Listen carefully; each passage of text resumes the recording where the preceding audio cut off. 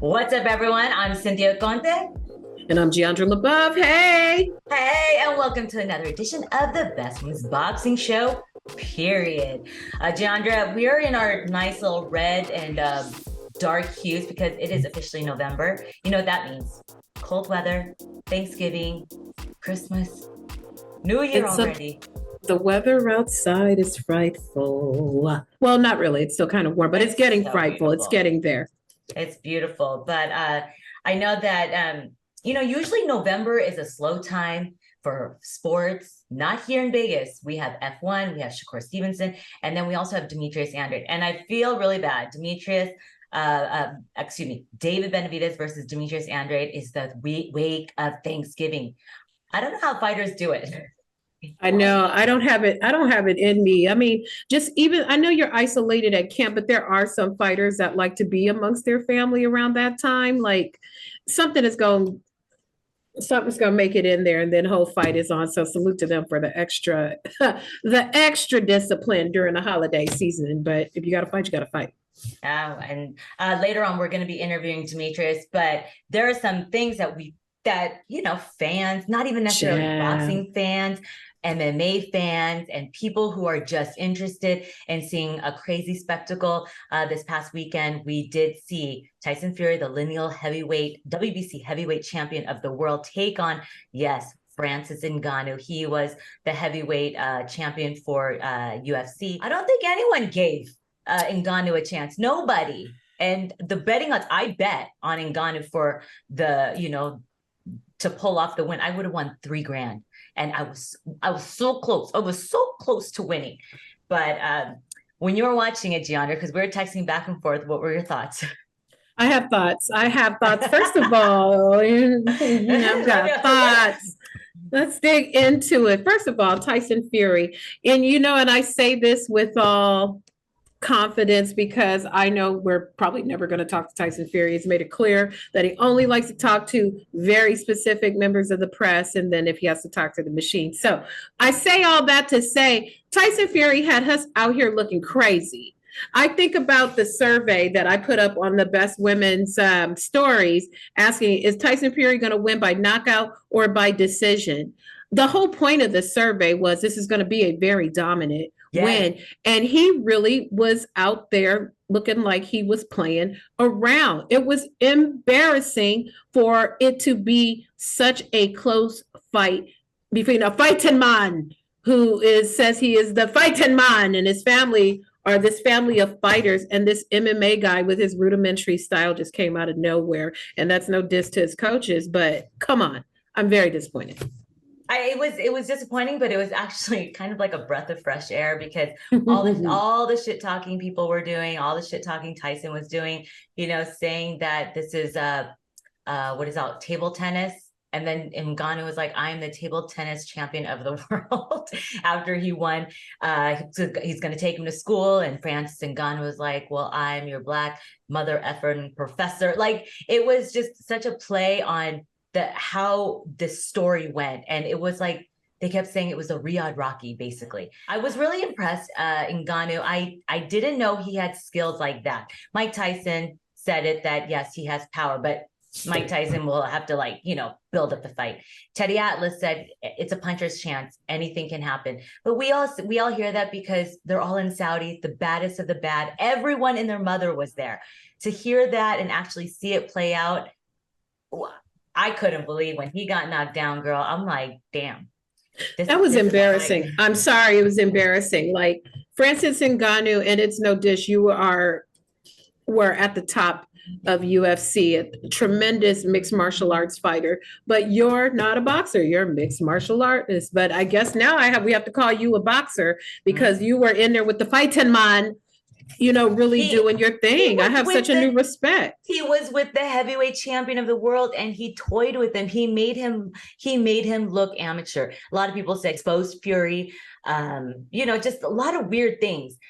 But there were no excuses. Everyone was making excuses for Fury, which is very interesting. Very interesting. But Fury came out and said in many interviews, the day after, because they didn't have a post-fight press conference, was that this was his best training camp. He trained 12 hard weeks and felt great. So I don't know. And We all saw it. Usyk was in the crowd and he even said, I was telling Fury, jab more, because he knew that stakes are high because their fight that's supposed to happen in December is now happening in February. It's Riyadh season. That's why it's all starting, and they got to get that fight in. There's hundreds of millions of dollars at stake. So now going into this fight with Fury Usyk for undisputed, do you find it a little lackluster now? What do you think? I've always thought Usyk is going to be undisputed. When he went into the heavyweight division, I'm like, this man will be two-time undisputed. What are your thoughts? What does that fight even look like now? If this was Fury's 12 hard weeks, what was he looking like? Does anybody, if anybody has any photos of what Fury looked like 12 weeks before that fight, like what was he over there doing? Where did he balloon all the way up? Was he deep in the trenches with filming? That Netflix stuff probably was filmed way long before 12 weeks ago. But just the idea of him saying he had a hard camp and that was the result. Like, I don't know. It wasn't a hard camp. People were saying it was hard. He said he had one of the best camps, like the hardest camps, but the best camps. I don't know, maybe father time, because he did. Paris, his wife, had another baby. That's baby number 7. It's a lot of babies. We all know what that's like. It's a really interesting dynamic of the heavyweight division. Mauricio Suleiman said him fighting, they're going to rank him in the WBC heavyweight top 10. So, girl, I was texting you. I'm like, I want to see Wilder Ngannou. I want to see Ngannou Joshua. Like, you see Eddie Hearn putting in his name in the hat. You see Wilder. Hold on, Cynthia. Hold on. I don't see how. Wait, hold on. Right. Well, let's run it back. Yeah, this is our run it back special, guys. Francis Ngannou will crack the top 10 for losing this fight in his boxing debut fight. He's cracking the top 10 of the WBC rankings. Mauricio, come on. Yeah. I got a lot of respect for Mauricio. I like Mauricio. He's cool, but look, come on, let's be real. Are we serious now? Are we just jumping the line? Like, we didn't learn from the whole thing. And he ultimately ended up being great champion with Lomachenko coming in. How they said he was technically professional when he started, or maybe he wasn't. And that's how he got the title fight when he was early in his career. But we're really gonna, I know the heavyweight division looking a little abysmal right now, but that's what we're doing. Yeah. Well, okay. A lot of people's eyes, they thought Ngannou won. A lot of people's eyes thought Fury barely made it. Barely. I think if Ngannou won that last round, it could have easily gone Ngannou. But people have to score it round by round, not just overall the fight of like that one knockdown where Fury said it was a flash knockdown, it hit me behind the head, blah, blah, blah. Hey, you got knocked down. It's still a 10-8 round. It's giving participation trophy to me by putting him in the top 10, and it's setting it up just in case they want a rematch or whatever, But you know what? I have to give it, because sometimes boxing has been kind of lackluster, if you know what I mean. Like, a lot of the fights that we want are not being made. And so screw it. We've always talked about these influencers or other people coming into the sport trying to do something with the sport. And Ngannou, I think, is great for the sport. Honestly, if he continues to box, and he just said this is my first pro boxing debut. Imagine if he keeps training and he gets better and better, how will he look? How many fights has Jake Paul had? Like 4? 4. Wait, boxers? Like against professional boxers? Just boxing. They're sanctioned boxing matches. So. Nah, I don't remember. I don't know. I don't know if his fights are sanctioned, because is he ranked? Like, is somebody ranking him? No. Okay. I think he was supposed to be ranked by WBC, but like not top 15. Does he even have a? I'm just not even feeling the precedent of just because you fought someone in a money grab automatically and you did pretty good, that it automatically puts you into the rankings. And I say that completely respectfully. Francis Ngannou, you did great. I enjoyed watching it. It was the event was bananas. Like how much did Riyadh spend on just the boxing match? Hell, they're having Crown Jewel. I think that's in Riyadh this weekend too for WWE. So like, can we get a check? Like, what is going, what are y'all spending? But I just don't like the precedent of just because you fought the top guy pretty good, it automatically puts you into the rankings. Like, that's crazy. Because I damn could, I could take a fight with, we never mind what weight division I would be in. I could take a fight with somebody. And if it's the top person in that division, then I want to be ranked too. I want a WBC ranking. Give me a little belt. You know what I'm saying? But yeah, I'm not feeling that. I'm feeling Francis Ngannou in the heavyweight division. I agree with you. I like that. I just don't like the ranking part. I just think that's complete nonsense. Well, to each their own. It's always money. For the love of money. Yep. Jake Paul has 8 professional boxing matches. So there you go. I don't think he's ranked. Now we know Ngannou, like Eddie Hearn said, Joshua destroys Fury after this. And now he wants Joshua versus Ngannou because they know A, he has his own fan base. B, people saw how he boxed and he nearly outboxed Fury. Let's just be honest. And one thing about Ngannou is that he's just so nice. Like, though he's so eloquent, the way he speaks, he doesn't talk shit. I mean, he talks his shit now. It is called for. For. So now there have been thoughts about maybe Wilder versus Ngannou, but not in the boxing ring, which we wanted, because that would be amazing for PBC. It would be possibly in an octagon. Don't want it. Girl. Don't want it. I don't want it. His little legs. Once they get to kicking, like, I mean, you have fighters like John Jones who have like that kind of lean, wiry type of build, but John Jones is an MMA fighter. Yeah. Like, I got nothing but love for Deontay, to this day. And you saw what happened to John Jones's legs. Exactly. Him, Anderson Silva, like many people, they've all been jacked up. But here's my thing. Why even, I get it. Ngannou, new cash cow. Love that. Love that for anybody who can make a couple coins. Love that. And he made a whole lot of coins this past weekend. But if they're trying to spend money, just give us the damn Joshua Wilder fight. Let's make it rumble in the sand, because it can't be rumble in the jungle because it's not a jungle out there. No, why we can't do that? Hearn wants Joshua Ngannou in Rumble in the Jungle Part 2 in Africa. Absolutely no.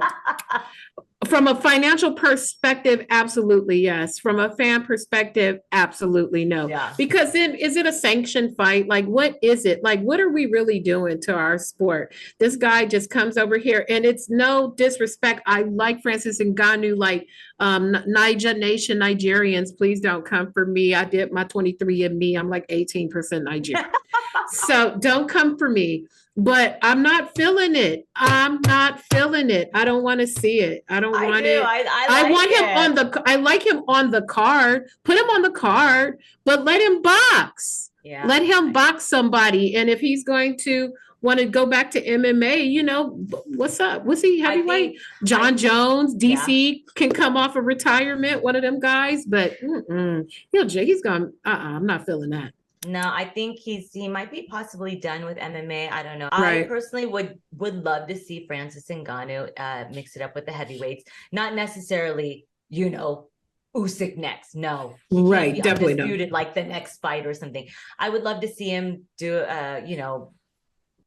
anybody at this point that doesn't have a belt, because they're all vying for Fury or Usyk. But as of right now, we've been trying to see what's his name? Andy Ruiz and Wilder. That ain't never happening. Right. What's his name? Put his name in the hat.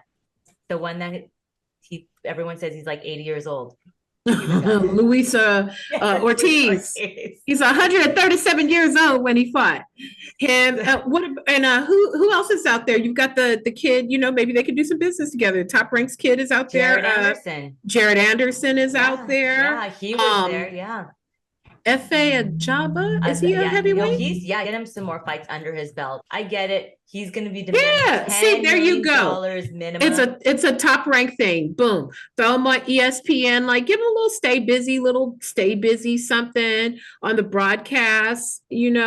Just to reacquaint him with the ESPN. Bob Arum not going to sign. I know. Ngannou, who almost took out their heavyweight.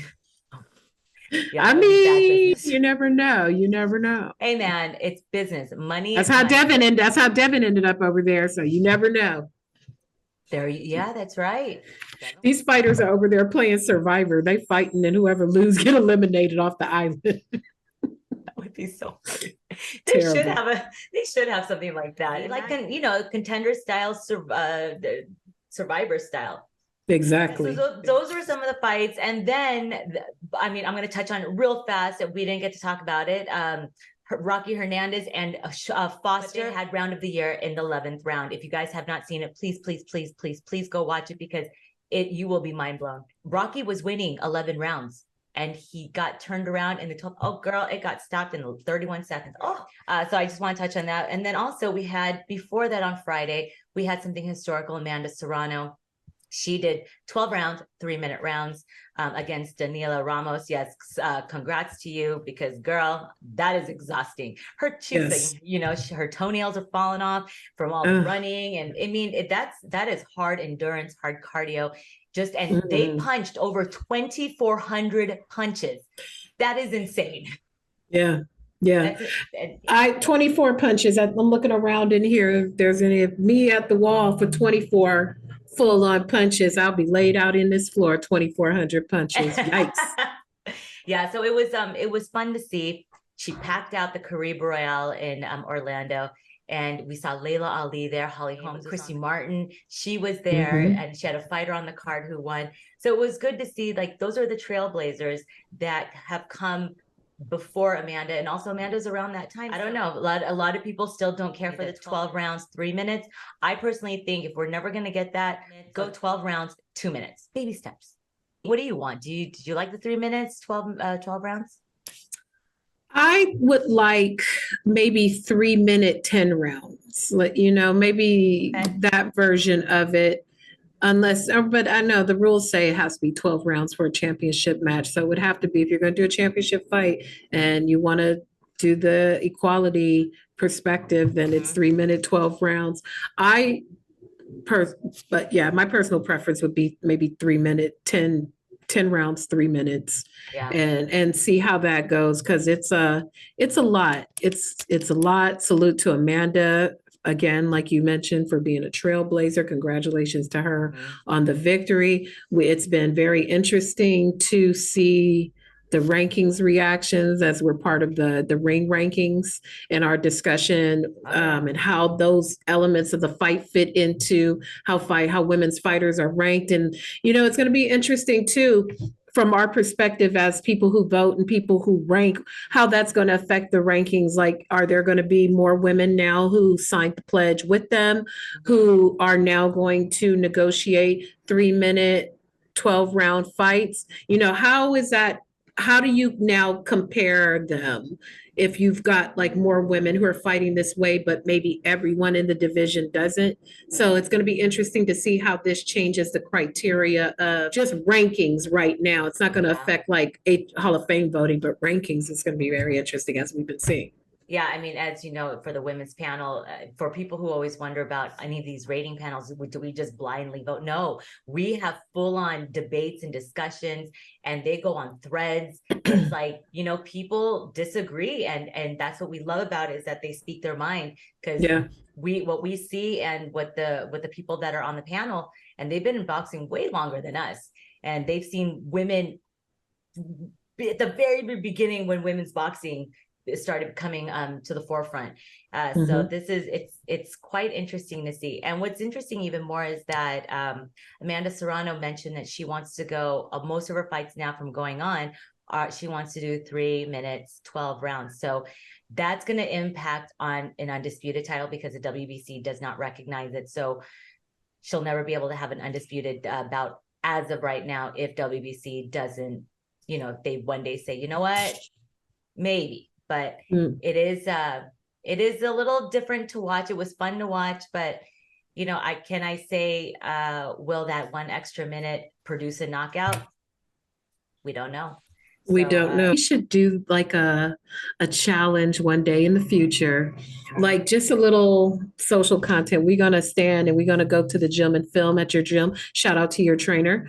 And we're going to go over to the gym and see how long it takes us to throw 2,400 punches. I'm sure you will finish a lot faster than I would, but I really would be interested in timing. And that's just throwing them, not someone firing back at us or, just at the bag, just boom, boom, boom, boom, boom, boom, boom, boom, boom, boom, whatever mixture. Woo! I might be laid out in the bed the next day. My back will be hurting, but girl, I'm telling you, when I started boxing again, like it's been years since my pregnancy, I couldn't move. I was like, even to yesterday, I did a lot of ring IQ work, a lot of footwork, a lot of body work. My brain, I felt like it was Brooklyn's brain, like, learning something. And I was like, I'm tired. The fight that's happening this week, Rama Ali, she's going to be in beautiful Monaco. She is taking on her rematch against Guzman. She'll be fighting because she got knocked out. And so she wants to redeem herself. So this will be a good fight for her. I want to see if she's able to, was she able to make the changes? I like Rama Ali when you're on a high. She's not also just a boxer. She's a model. When she's not boxing, she's at Fashion Week in Paris. So, but and that's the great thing. And she's also a refugee. So she's always about empowering younger women. The girl, she has her charity and she helps kids get into boxing programs. And I mean, like I said, I've read her book, amazing book, you will cry. Yeah, so any last minute thoughts before we wrap up our segment before Demetrius Andrade joins us? For those of you at home taking score, I don't want to see Wilder versus Ngannou in an octagon. I don't want to see it. I want to see Anthony Joshua versus Deontay Wilder in Nigeria or the Congo. Well, the Congo's kind of got a lot of unrest right now. So Nigeria, or maybe not so. No, I don't know. Maybe you could do it in Nigeria. That's what I want to see. But I'm fresh off of reading Blood Brothers, the book about Malcolm X and Muhammad Ali. So I'm fresh off of reading that. So I want to see that. Ngannou, welcome to the sport. Glad to have you. Glad to see that you really trained and you took it seriously. It wasn't just looking like a bunch of windmilling and ill preparedness. So salute to him. But I don't think you should be ranked by the WBC yet. Sorry, Mauricio, got nothing but love for you, but I'm not feeling that. Tweet at us, put a, shout out. Do you want to see Francis Ngannou in the ring or in the octagon with Wilder? And I would assume no. Yeah, and do you think he should be ranked? All things considered, it is a great topic because he had a great showing. He is a combat sport athlete, and the division is a bit paltry right now. So, what do y'all think? Let us know. Let us know in the comments, or tweet at us, or Instagram us. Should he be ranked? And do you want to see him against Wilder in the octagon? Well, that's Jeandra's last thoughts. And we're going to be bringing on Demetrius Andrade. It's me again, Boo Boo. We got one crazy kid. It's me again. we have a 2-division world champion, Demetrius Boo Boo Andrade. You know what? You go by Andrade. What else? Give us the correct pronunciation. The real pronunciation. Yeah, so for the men, for the fellas, is Mr. Sir Andrade. For the ladies, Sir Andrade. Andrade. You have your trainer, Andre Rosier. I always call him Rosier. So Andrade Rosier. It's just so much sexier when you roll it off the tongue. And then, I'm Cape Verdean, and so that's how they pronounce it. But when you come to of course, the U.S., it's Andrade. And so, like I said, the fellas, hey, Mr. Andrade, how you doing? Hey, brother. Ladies, hi, Mr. Hey, Mr. Andrade. we've been having a bird's eye view to you training at SNAC gym and just seeing what all of that entails. It's a challenge when you have been waiting for a long time and you finally get to a fight that really interests you. So talk a little bit about training at SNAC, what that's looked like for you. We've got to see you running stairs, doing a lot of hardcore work. What has been the center for you of the strength and conditioning? Like what's been making the biggest difference for you? So I've been working with Victor, I believe, since like 2012. I did a few camps here, a lot of camps back in like my home state, Rhode Island, or sometimes in Florida. But in this particular fight, the best has to work with the best, and Victor Conte is the best when it comes to not just knowing the body and the atmosphere of how professional athletes should be around in their atmosphere, not like being distracted or anything like that, but also his experience of organization, no monkey business is what we call it, the Boo Boo Project, everybody being accountable, nobody gets to, pretty much what I say, slack one punch, when nobody's here doing that. And so it's good to have Victor being able to, help lead that, game plan, and having, like he says, pulling the horses all in the same direction, and he don't play no games. So it's great to have that experience, and and what he does for the mind, body, and soul as well, to get you ready and amped up to be the best you can be. Protecting you too at the same time. He's also protecting us in the sport of boxing. Walk us through, what does a typical day look like for you at SNAC? What time do you start? What does a training day look like for you? Every day different, of course, but I do everything. I do track work, I do yoga, I do swimming, I do boxing, I rest, of course, I sleep. But usually when I put my alarm clock, it's like 30 minutes before I see Victor's text, I'm on my way. I'm like, yep. Everybody here at this time, yep.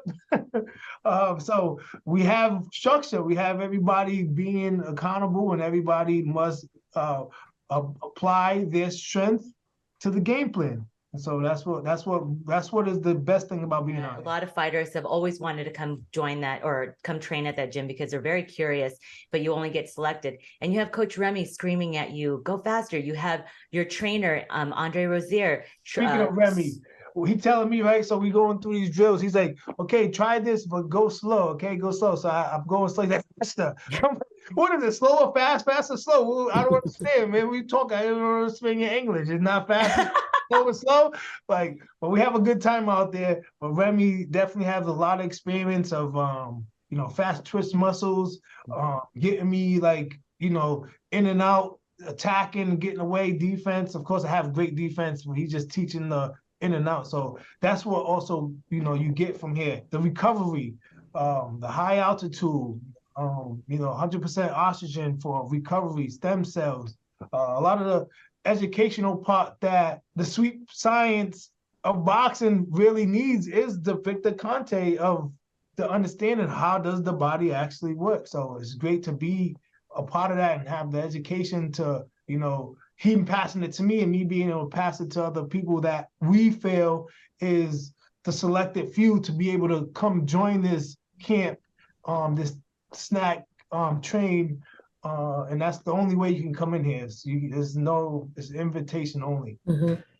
And so now, as the fight, you're preparing for your fight. I'm going to shift just your thoughts to the card itself. So now on the undercard, you will have, as the chief support, Jose Benavidez Jr. will be fighting against Jermall Charlo, which is an interesting fight in itself. But I think back to when you were at USC and we saw Jermall Charlo annihilate J-Rock. And I remember you came to that press conference here in LA. I got it on tape. It was very entertaining. How does that look to you, just knowing that that was a fight that you wanted, and now it's like, oh, you're on my undercard now. You didn't want to fight me, and now you're providing support to my fight. And what do you think about that matchup? Before I ever retire the sport of boxing and never put on some gloves again, I'm gonna make sure that I hit Jamal Charlo with some type of uppercut, right hook, something. He's not gonna be able to like get out of the sport of boxing without me and him tangling somehow, some way. But it ain't gonna be for free, of course. But if worse comes to worse, we're gonna have to put this shit in an exhibition sparring match because like we're cool, you know. Like there's this thing of boxing where it's kind of like, you know, fuck you, fuck me, fuck me, fuck you, and it's just kind of like, yeah, I get that part, but couple months back, try to build something up again to, make this fight happen. But he just doesn't seem like he's in the right state of mind at that time. He was going on with a whole lot of thing, and mental health is like a big thing. Today, my mental health was getting my ass whooped and then going whoop ass. And so, get my ass whoop at home, and then I had to go whoop ass in the gym. So that was relief for me. Everybody has their own path, and you got to take that stuff seriously. But he's in a position where he needs to get things going, and a fight with me and him would have been great. But besides that, the shit talking he does, like, yeah, come here. Let me listen, I got you. Don't worry about it. Go on this guy, man. We'll be all right. You're my little brother this time around, all right? But you still get fucked up, but you still gonna be a little brother. I got it cut. Cool. All right, cool. But yeah, that's our relationship now, compared to when I ran up on him in LA. And we know we don't think about that part of the relationship that you guys all have with each other, because we know you as competing at this level.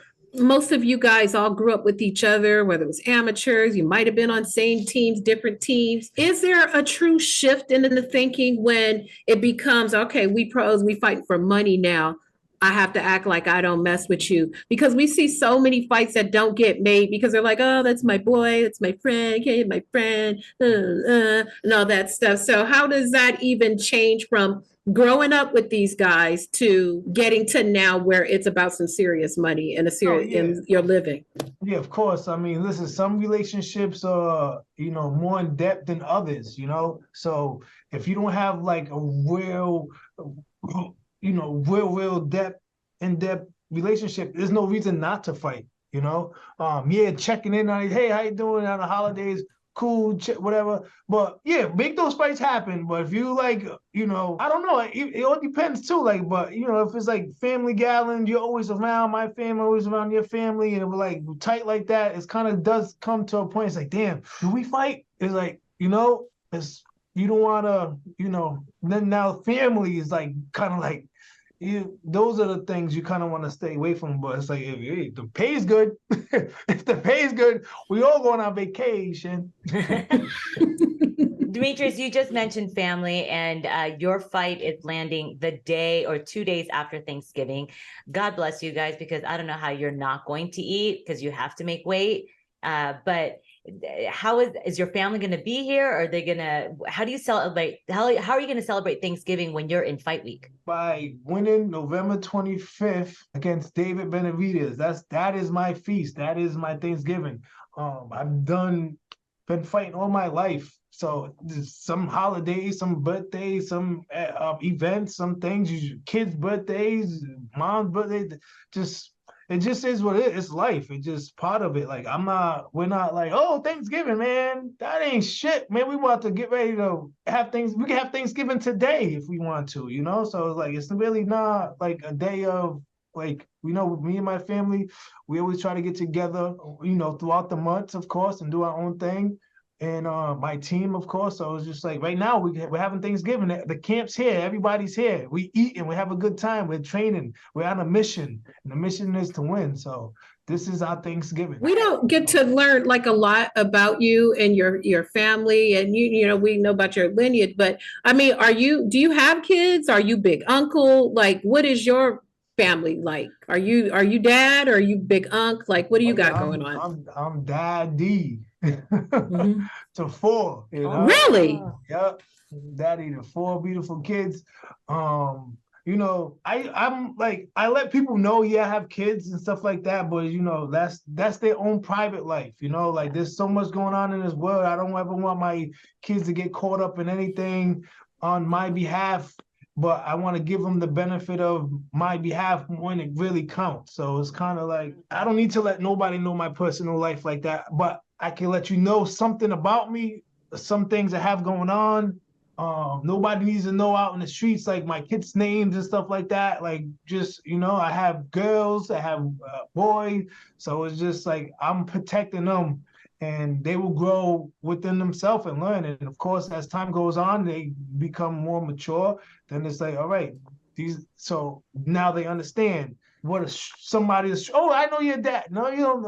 Okay, cool, but that does what that mean? I like that. I like the privacy because you protect your kids. Jeandra and I both have segments, and mine is called Off the Cut. I'm gonna say a name. The top of your head. Don't even think. Give me 3 words. Ready? He's like, right. Francis Ngannou. Black African strong brother. Jamal Charlo. Weak little brother. Spence versus Crawford 2. Terence Crawford, a great way for Earl Spence to come and bounce back. That's more than 3 words. That's real life stuff. That is a fight that Terence showed his will and drive, and I think for Spence, it'd be good to just go, take the second fight, win, lose, or draw, get out of boxing. Clarissa Shields. Go out. Be your bestie, Canelo. Bitch. Fuck Canelo. Bitch. All righty. Okay. And that's a perfect segue for my segment. So my last segment is called Talk Your Shit. And so for these last 30 seconds of our time, whoever you got smoke for, whether it's fandom, another fighter, that kid in the 3rd grade who wasn't looking at you right. Demetrius Andrade, go ahead and talk your shit. No. I had no problem. I ain't never had no problem. Cause you see my crew, I ain't fucking with them. So I never had that. Canelo, I will say, because you wasn't giving David Benavidez the opportunity, and he was the best super middleweight fighter out there, and he proved that by beating Caleb Plant too, because he had the belt. Billy Joe wasn't going to beat him, and so I'm taking the challenge of fighting the biggest guy in the biggest weight class at 168 pounds, and I think this is the biggest fight. So that's goes to show that. And for the fans, really, it's just like, ain't you just happy to see 2 of the best fighters or fighting together? Like, shouldn't we like encourage that more than what somebody's resume is or what nationality they are? Like, we need to just start supporting great fights, because if we keep going on the line, like, who he fight? Because the fighter is giving you all the excuses, and so you're running with that. When you do your research and you do your studying, you're gonna know, oh shit, that's a fight. So let's just get more tuned into that part of the sport of boxing than who did somebody fight. Because I ain't fighting nobody, but look who I'm here today. I'm able to fight the best. Absolutely. All right. So period. That was period. That was real good. Yeah, like you said, the best need to fight the best, and we started this whole year with Tank, Ryan. We have to end this year with some really good fights, and I'm glad, Canelo, he just don't want to fight you or David. I just feel that you guys got screwed, but I'm glad both of you are fighting, and whoever wins this is supposed to fight Canelo, but who knows? Canelo just does his thing. Yeah, Canelo has had the good opportunities. He has the good background, the promotion. They moved him well. He has the luxury to do whatever he has to do. But at the same time, it's kind of sad when like, yo, bro, what about these longevity guys like myself that's been in every weight class you have been in, and you don't want to fight? This is the biggest fight at 168 pounds, no matter what. This is it right here. There's no other fight that can compare to this in this weight class. You can't. I don't see it. Well, Demetrius, we appreciate your time. We can't wait to see you in the ring.